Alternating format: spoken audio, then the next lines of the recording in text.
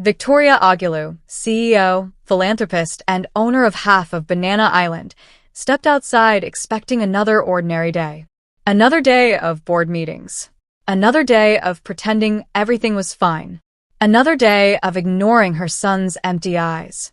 But what she saw froze her in place. A homeless man was dancing in her driveway, spinning, leaping, moving with wild, desperate energy. His clothes were torn. His feet were bare. He had no business being inside her gate. Her guards should have thrown him out. But they didn't. They were just standing there, watching, frozen, because the homeless man wasn't dancing for money.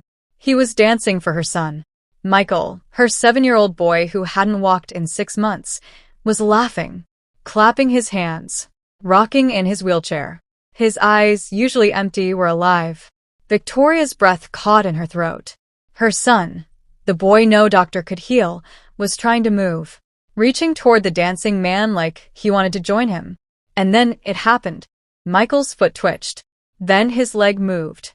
Then, impossibly, miraculously, he stood up, shakily, wobbling, using the wheelchair for balance.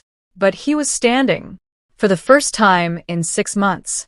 If this story is touching your heart right now, don't keep it to yourself. Hit that like button so more people can find stories that actually matter. Then drop a comment and tell me where you're watching from. I want to know where in the world this story is reaching. And if you're not subscribed yet, what are you waiting for? Subscribe now and join our global family. The champagne glass shatters against Italian marble, and Victoria Ogulu doesn't even flinch. She's standing in her Banana Island penthouse, 15,000 square feet of imported elegance that cost more than most Nigerians will earn in 10 lifetimes, and all she can see is the wheelchair. That cursed wheelchair by the floor-to-ceiling window, where her 7-year-old son sits like a museum piece, staring at nothing. Michael's eyes used to dance when he looked at Lagos below, used to trace the boats on the lagoon, used to ask a million questions about the city his mother owned piece by piece. Now those eyes are glass. Empty. A mannequin wearing her son's face. The doctors, flown in from Johns Hopkins from London from that specialist in Switzerland who charged $50,000 just for the consultation, they all say the same maddening thing. Physically, he's perfect. This is psychological. His body works. His mind won't let it. 6 months. 6 months since the accident that wasn't even an accident, just a fender bender that shouldn't have hurt anyone. But something in that moment, metal crunching, tires screaming, his small body jolting forward against the seatbelt, something locked Michael's mind in a cage his mother's billions can't open. What good is owning half of Banana Island when you can't buy your child smile back? Victoria crosses the room in Louboutins that cost more than her driver's monthly salary, each click against marble echoing like a countdown. She kneels beside Michael's wheelchair, her 3 million Nigerian nairas Ankara dress pooling around her like spilled wine, and takes his small hand. It's warm, alive, but it doesn't squeeze back. "Baby," she whispers, her voice cracking in a way her board members have never heard. "Please look at mommy." Nothing. His eyes stay fixed on something she can't see, some internal horror she can't fight because it has no face, no name, no price tag.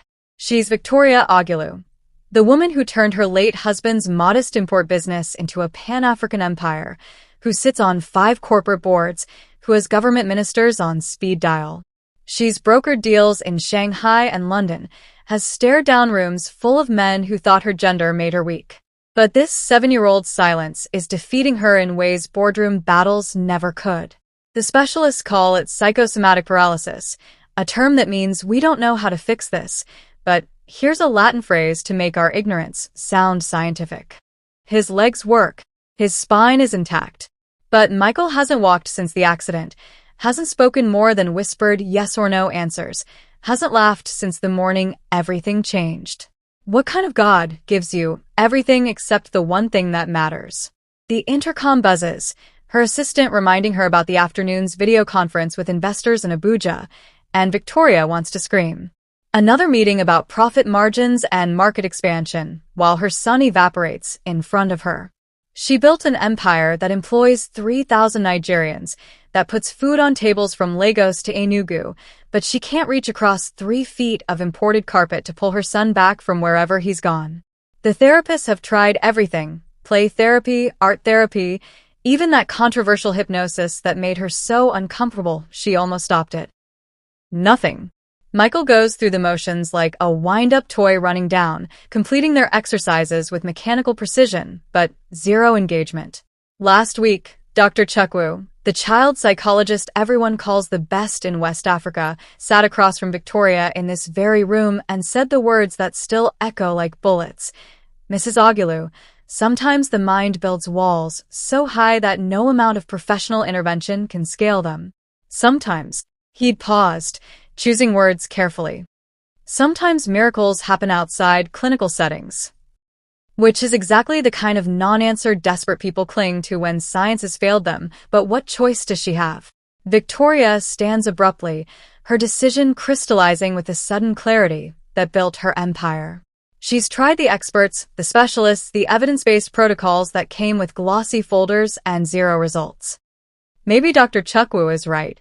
Maybe Michael needs something beyond the sterile therapy rooms and clinical interventions. Maybe he needs the world. She hasn't taken him outside, really outside, beyond the manicured compound, beyond the controlled environments since the accident. She's been protecting him, cocooning him, keeping him safe in this gilded cage while he disappears. But you can't protect someone into healing. Sometimes you have to risk everything to save anything. She calls down to her driver, her voice carrying that CEO tone that makes things happen. "Prepare the car. We're going out." Her assistant's voice crackles back, confused. "Ma, you have the Abuja call in 20 minutes. Cancel it," Victoria says, and the words feel like revolution. "Cancel everything today. I'm taking my son to the park." The silence on the other end speaks volumes. Victoria Ogulu doesn't cancel investor calls, doesn't prioritize anything above business. But she's about to. Because she's finally understanding what 6 months of hell has been teaching her. Empires crumble, stock prices fall, but you only get one chance to be someone's mother, and she's wasting hers in a penthouse that feels more like a mausoleum with every passing day. The staff moves with practiced efficiency, driver pulling the Mercedes around, security detail checking the route, nanny preparing Michael's wheelchair, but Victoria waves them off. "Just the driver," she says firmly. "No security. No entourage. Just us." The shock on their faces is almost comical. Victoria Ogulu doesn't go anywhere without security, not with her net worth, not in Lagos where kidnapping is practically an industry. But she's so tired of the walls, the literal ones in this penthouse, and the invisible ones around her life. Michael needs to feel the world, not just observe it through tinted windows while bodyguards create sterile bubbles. She lifts her son from his wheelchair herself, feeling how light he's become, how his muscles have atrophied from disuse despite the daily physical therapy. He doesn't resist, but he doesn't help either. He's a ragdoll in designer clothes, his small body present while his spirit hides somewhere she can't follow. "We're going on an adventure," she whispers against his ear as she carries him to the elevator. "Just you and me, baby. We're going to find something beautiful." Michael's only response is a slight movement of his eyes, but Victoria clings to it like a lifeline. It's more reaction than she's gotten in weeks, and desperate mothers read miracles into the smallest gestures because hope is all they have left. The elevator descends from the penthouse, and with each floor, Victoria feels layers of her carefully constructed life peeling away. Philanthropist, billionaire, power broker. None of those titles mean anything if she fails at the only one that matters: mother. The doors open to the parking garage, and the October heat hits her like a physical force. Lagos in dry season, the air thick and golden, carrying smells of suya and exhaust and the lagoon. Michael's head turns slightly toward the warmth, and Victoria's heart leaps. Her driver, Emmanuel, holds the car door open, his weathered face creased with concern he's too professional to voice. He's worked for her for 8 years, has driven Michael to school every morning, has watched this child grow from infant to boy. He's seen the light go out too. "Where to, madam?" he asks gently. Victoria looks down at her son, at the beautiful, empty face that used to glow with mischief, and makes a decision based purely on instinct rather than logic. Freedom Park, she says. The one in Lagos Island, where people actually live. Emmanuel's eyebrows rise. Freedom Park is fine, but it's public, uncontrolled, not the kind of place someone of Victoria's status typically visits without advance notice and security sweeps, but he simply nods and closes the door behind them. As the Mercedes pulls out of the underground garage and into Lagos traffic, Victoria holds Michael close and stares out at the city she's conquered, but somehow stops seeing. Street hawkers weaving between cars with plantain chips and bottled water balanced on their heads. Okada riders darting through impossible spaces. A woman with a baby strapped to her back, laughing at something her companion said despite standing in exhaust fumes under brutal sun. Life. Raw, unfiltered, beautiful, messy life. The kind her son hasn't experienced since she sealed him in their penthouse tomb. The drive takes 40 minutes. Traffic is traffic in Lagos. No amount of money can buy your way past it, and Victoria doesn't check her phone once, doesn't think about the canceled meetings or the messages piling up. She watches Michael instead, searching for any flicker of response as the city streams past their windows. Nothing until they're crossing the bridge to Lagos Island, until Michael's eyes track a Danfo bus painted in wild yellows and reds, music blasting from speakers, passengers hanging out the door because Lagos doesn't believe in occupancy limits. Is that interest in his eyes? Or is Victoria seeing what she wants to see, the way drowning people hallucinate rescue? The Mercedes pulls into Freedom Park, and through the tinted windows, Victoria sees the old colonial prison transformed into public space. People scattered across the grounds, couples on benches, children playing, and there, in the far corner near the amphitheater, a crowd gathered around something she can't quite see. But Michael can. His small hand, dormant for months, suddenly moves, his finger pointing toward the crowd, and for the first time in half a year, his lips form words that aren't mechanical responses to direct questions. "What's that, Mommy?" Victoria's breath catches so sharply it hurts, and through tears she doesn't try to hide. She says the truest thing she's spoken in months. "I don't know, baby, but let's go find out together." She has no idea that what she's about to find will shatter and rebuild her entire world, that the thing making her son finally speak will be a homeless man whose name she should remember, but doesn't. Not yet. And that sometimes the miracles we pray for come packaged in ways that destroy us before they can save us. The crowd at Freedom Park thrums with rhythm only Lagos can create, that particular frequency where joy and struggle dance together in the heat. Marcus Chen moves through space like water defying gravity, his body telling stories his voice gave up trying to speak years ago. His clothes are catastrophes. Jeans torn at both knees not for fashion but from sleeping on concrete, a faded Arsenal jersey that's more holes than fabric, feet bare because the shoes he had yesterday were stolen while he slept under the Carter Bridge. But when he dances, none of that matters. His body becomes what his life isn't: fluid, powerful, in control. A spinning leap transitions into a wave that ripples from fingertips to shoulders, then an isolation that makes his chest pop independent of the rest of him. The crowd gasps. Someone throws a 50 naira note into the battered baseball cap at his feet.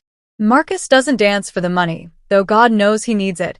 Needs it for the meal he hasn't eaten today, for the malaria medication he can't afford, for the phone credit that might help him find day labor. He dances because it's the only thing that keeps him human, the only moment when he isn't invisible, when the world sees him as something besides trash to step over. When he moves, he's not a homeless man. He's an artist, a warrior, a person who matters even if only for 3 minutes and 42 seconds, the length of the Afrobeats track blasting from his dying phone speaker. A child's voice cuts through the music, high, excited, breaking through the general crowd noise with laser focus. "Mommy, look. He's flying." Marcus catches the voice mid-spin, his trained ear picking it out even while his body completes a complex series of moves he learned when he still had a future. A child's wonder is different from adult appreciation. Adults watch with judgment, calculation, deciding if his performance is worth their spare change. Children watch like he's magic, and that belief, even from strangers' kids, feeds something in Marcus that hunger can't touch. He shifts his routine without thinking, incorporating moves that children love: a robot, a wave, a moonwalk that makes the crowd laugh and applaud. More money hits his cap: 100 naira, 200, a crumpled 500 naira note that means he'll eat today, maybe twice if he's careful. But Marcus isn't thinking about food. He's thinking about the child's voice, the pure joy in it, and how long it's been since anything in his life contained that kind of untainted happiness. His body pops and locks to Burna Boy's Last, the irony of the lyrics not lost on him. Everybody go chop breakfast, because Marcus has been chopped, chewed, and spit out by life so many times he's lost count, but he keeps dancing because stopping means disappearing completely, and he's not ready for that kind of death yet. The music transitions into Wizkid's Essence, and Marcus's style shifts with it. Less aggressive, more sensual, showing the crowd he's got range. His hips roll with a fluidity that makes the women watching fan themselves and exchange glances. His arms create shapes in the air that tell stories without words: longing, loss, hope that refuses to die no matter how many times reality kills it. A group of university students films him on their phones, probably for their Instagram stories, and Marcus doesn't mind. Let them share it. Let someone somewhere see that, even at the bottom of society's heap, beauty still exists. Let some algorithm push his movement into feeds across Lagos, across Nigeria, maybe across the continent. Not that it'll change his life, not that it ever has before, but hope is a stubborn bastard that keeps showing up even when you've stopped inviting it. His bare feet pound against the concrete that's absorbed the day's heat, and somewhere between the pain and the rhythm, Marcus achieves that state dancers live for: flow. His conscious mind steps aside, and his body becomes pure instinct, pure response to music that lives in his bones even when everything else has been stolen. 3 minutes into the performance, he's not Marcus Chun, 34-year-old former dance instructor sleeping in parks. He's every ancestor who survived against odds, every dreamer who refused to quit, every person who ever transformed suffering into art because art was the only thing that couldn't be taken away. The crowd has grown to maybe 40 people now, a decent audience for a Monday afternoon in Lagos. They clap, they sway. A few brave souls try to mimic his moves and fail spectacularly, which only adds to the energy. Marcus feeds off their attention like a plant that's been in darkness finally finding sun. For these few minutes, he's not begging. He's not being told to move along by security guards who see him as blight. He's not invisible. He's performing, exercising the skill that once defined him before life decided to teach him that talent without connections is just expensive suffering. The song builds to its climax, and so does Marcus. A series of rapid-fire moves culminating in a backflip that shouldn't be possible on concrete, that risks serious injury if he lands wrong, but he's past caring about safety. He lands perfectly, feet solid, arms spread wide like wings, and the crowd erupts.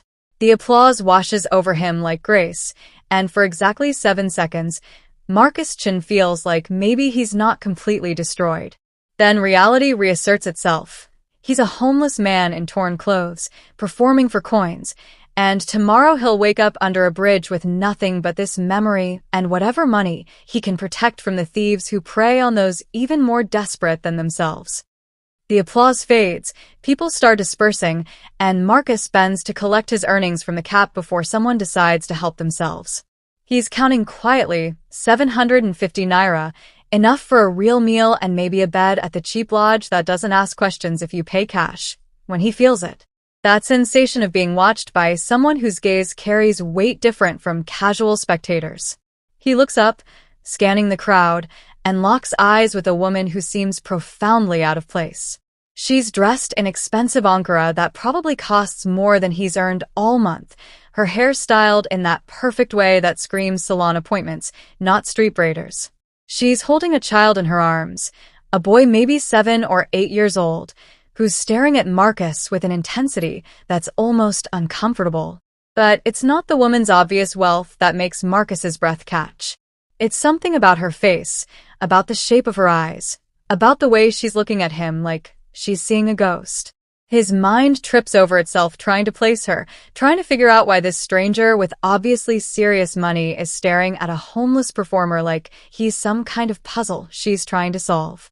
And then she starts walking toward him, each step deliberate, carrying the child, and Marcus's heart does something complicated in his chest because there's something in her expression.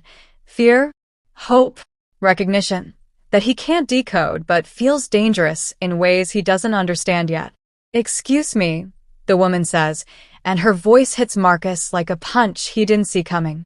It's cultured, educated, carrying that particular Nigerian international accent that comes from time spent abroad, but underneath is something else, something that vibrates at a frequency his body remembers even if his mind is still catching up. "I'm sorry to bother you, but..." She pauses, adjusting the child in her arms, and Marcus notices now that the boy isn't just being held. He can't hold himself. His legs dangle uselessly. His body has that particular limpness that speaks of paralysis or profound weakness. "My son," the woman continues, and there's something breaking in her voice that makes Marcus forget about the money in his cap, forget about his hunger, forget about everything except the naked desperation in this wealthy stranger's face. He hasn't responded to anything in 6 months. Not therapy, not doctors, not. Her voice cracks completely. "But just now, watching you dance," he spoke. For the first time in half a year, he pointed and asked me a question.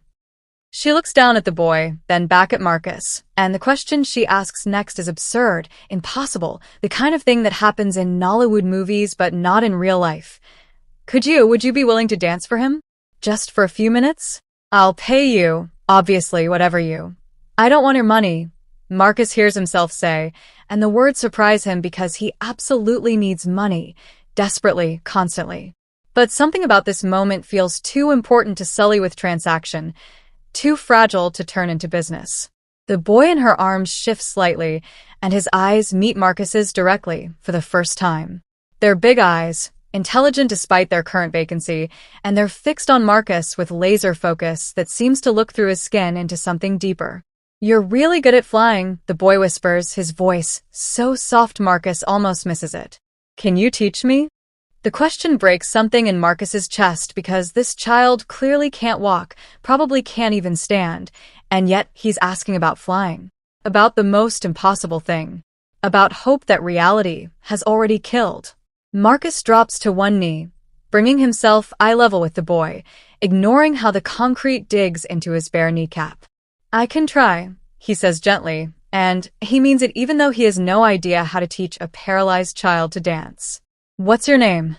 "Michael," the boy says, and then adds with the brutal honesty only children possess. "I used to walk, but then I forgot how." The simple tragedy of that statement, I forgot how lands like a bomb in the silence between them, and Marcus looks up at this wealthy woman holding her broken son and sees in her face every parent's worst nightmare. Love with no power to heal, money with no ability to buy what matters most. "Okay, Michael," Marcus says, standing up and stepping back to give himself space. "Watch carefully. I'm going to show you something special." And with music playing only in his head now because his phone battery died mid-performance, Marcus begins to dance again, but this time not for a crowd, not for money, not even for himself. This time he dances for a paralyzed child who needs to remember that flying is possible, and for the woman holding him who needs to believe that miracles sometimes come packaged in torn jeans and bare feet, and maybe, though Marcus doesn't know this yet, for the cosmic joke that's about to reveal itself and destroy whatever remains of his carefully numb heart. Victoria's arms ache from holding Michael, but she doesn't put him down, can't put him down, because the moment she does, this fragile spell might break. The homeless man is dancing again, but differently now. His movements have transformed from street performer's flash into something more intimate, more teaching. He isolates body parts with exaggerated slowness so Michael can track each motion, shoulder rolling independent of torso, head tilting on an invisible axis, hands painting pictures in humid Lagos air that smells of exhaust and roasting plantain and something else, something Victoria can't name but recognizes in her bones. She watches Michael watch the man, sees her son's eyes tracking movement with focus she hasn't witnessed in half a year, sees his breathing change rhythm to match the dancers, sees something igniting in him that all her money and desperation couldn't purchase. The man does a simple wave, starting at his fingertips, rippling through his wrist, traveling up his arm like water flowing uphill, and Michael's hand twitches. Just a twitch, barely visible, but Victoria feels it against her chest where she holds him close and her heart threatens to explode because that's voluntary movement. That's Michael's paralyzed body trying to respond, trying to mimic, trying to remember how flying works. "Can you feel that?" the homeless man asks Michael, not as performer to audience, but as teacher to student, and his voice carries unexpected gentleness for someone whose face maps hard years and scars and weathered skin. "Can you feel how the movement starts in your fingers and travels? It's like you're pulling energy through your arm." Michael nods, actually nods, his neck muscles engaging in a way they haven't since the accident, and whispers back, "It's like magic but real." The homeless man laughs at that, a sound rusty from disuse but genuine, and something about his laugh triggers a memory cascade in Victoria's brain that she can't quite catch, something familiar that dances just outside recognition. She studies his face while he's focused on Michael, takes in the sharp cheekbones too sharp for missed meals, the eyes that might be brown or hazel behind the exhaustion, the way he moves with precision that speaks of years of formal training, not just street hustle. This man was someone before he was no one. That much is obvious. What happened to reduce trained grace to performing for coins in a park? "Watch this," the man says and executes a spin that stops mid-rotation with his body frozen at an impossible angle, defying gravity through nothing but core strength and muscle control. "See how I'm balanced? Even when it looks like I'm falling, I'm in control. Your body knows how to do this. It remembers." And Michael, tries. His torso shifts slightly in Victoria's arms, muscles engaging, attempting to mimic the dancer's posture, and the effort makes him gasp, but he doesn't stop trying. "I can feel it," Michael says, louder now, excited, alive in a way that makes Victoria's tears finally spill over because she's witnessing resurrection in real time, her son crawling back from wherever he's been trapped these impossible 6 months. The homeless man catches Victoria crying and pauses mid-movement. "Are you okay?" he asks, and the concern in his voice is so incongruous with his circumstances. Why would someone living in the street care about a billionaire's tears? That Victoria almost laughs except she's crying too hard. "I'm sorry," she manages, hiccuping around sobs she's suppressed for months in boardrooms and therapy sessions and alone in her penthouse at 3 a.m. "It's just, you don't understand what this means. What you're doing for him." The man's expression shifts into something complicated. Pain? Recognition? Regret? And he opens his mouth like he's about to say something profound, then closes it again. Instead, he turns back to Michael and says with forced lightness, "Want to try something? Just small. Nothing way go pain you." Michael nods eagerly, and the man steps closer, close enough that Victoria can smell him. Sweat and street and something underneath that's just human, just male, just familiar in a way that makes her stomach flip without permission. "Okay, Michael," the man says gently. "I'm going to count to 3, and on 3, I want you to try to lift your right hand. Not your arm, just your hand, like you're saying hi to someone far away. Ready?" Victoria's breath stops.